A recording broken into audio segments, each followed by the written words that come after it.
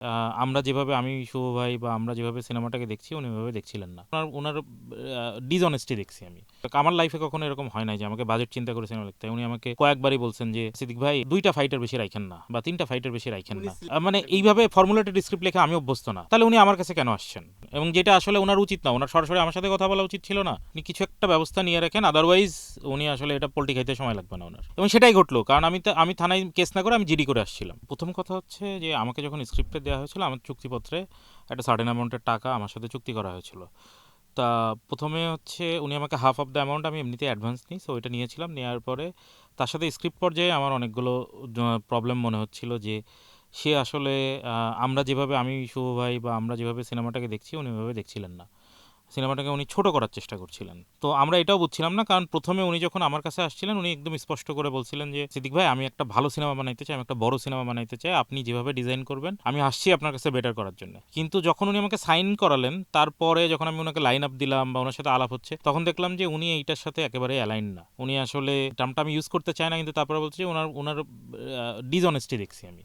যে আমরা যেভাবে সিনেমাটাকে ভিজুয়ালাইজ করছি ওই জিনিসটা আমি দেখি নাই। তো এটা নিয়ে ১ম একটা ড্রাফট রেডি হওয়ার পরে আম উনি ওইটাকে পুরাটা ধরে রিজেক্ট করে দিলেন। আচ্ছা ঠিক আছে। সেটাতে আমার কিছু যায় আসে না। কারণ আল্টিমেটলি উনি ডিরেক্টর। উনাকে সার্ভ করা আমার দায়িত্ব।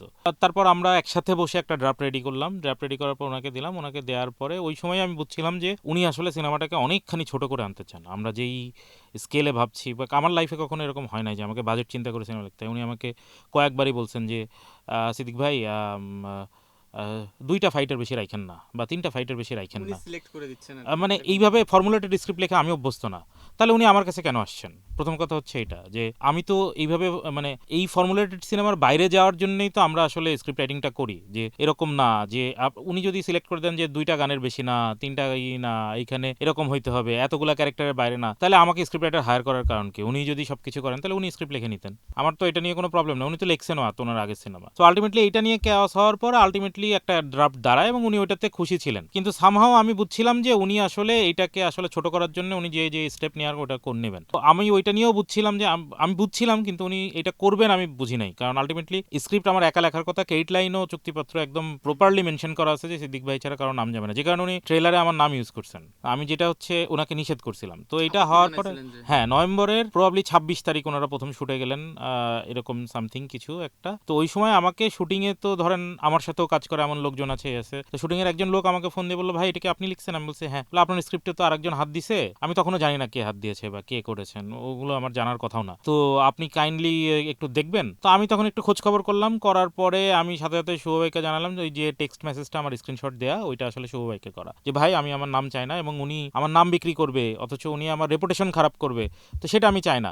ইন দ্য মিন টাইম কিন্তু আমি তার কাছে বাকি টাকা চেয়েছি। উনি কিন্তু আমাকে দেন নাই। বিভিন্ন রকম টালবাহানা কেমন বাকি ছিল?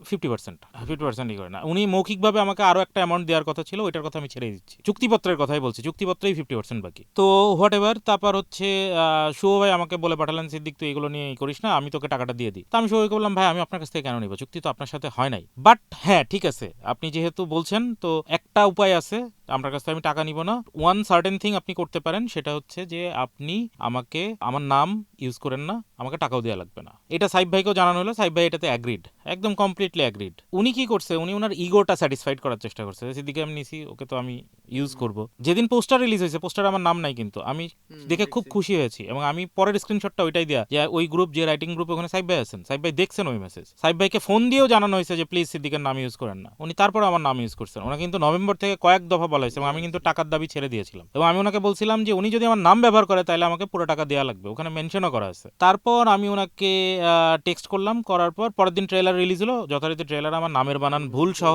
ভুল। করছেন। তো উনি দেখেন উনি এতটুকু মনে করেন না যে আমার নামের বানানটা ঠিক করবেন। তো কোন জায়গায় গেছে?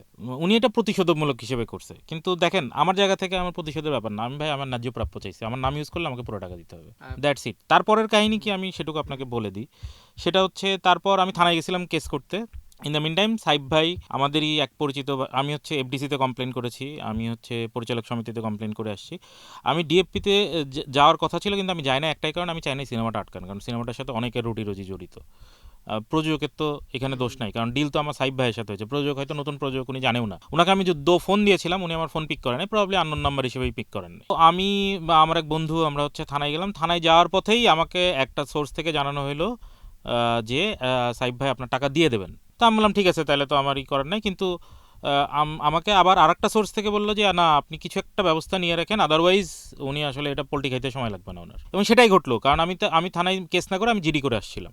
সাইব ভাই আমাকে খবর পাঠালেন। সাইব ভাই কিন্তু একবারের জন্য উনি আমার কল পিক করেন নাই, উনি আমাকে কলও দেন নাই।